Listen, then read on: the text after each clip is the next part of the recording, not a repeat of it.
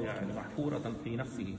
كنت بقول للدكتور لابد هو ده عز الدنيا والآخرة. أي نعم. احنا بعد كام سنة جايين بنزوره ونترحم عليه. هذه هي المناسبة لتذكر هذه الوظائف التي أنيطت بهم وقاموا بها على خير وجه.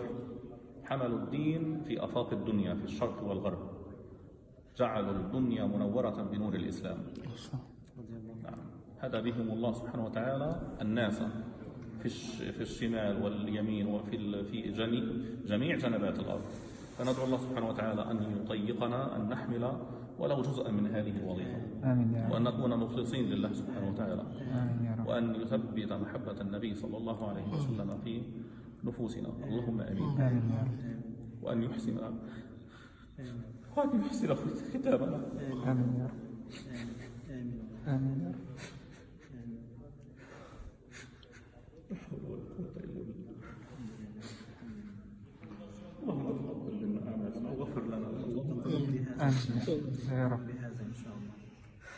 بهذا إن شاء الله. الله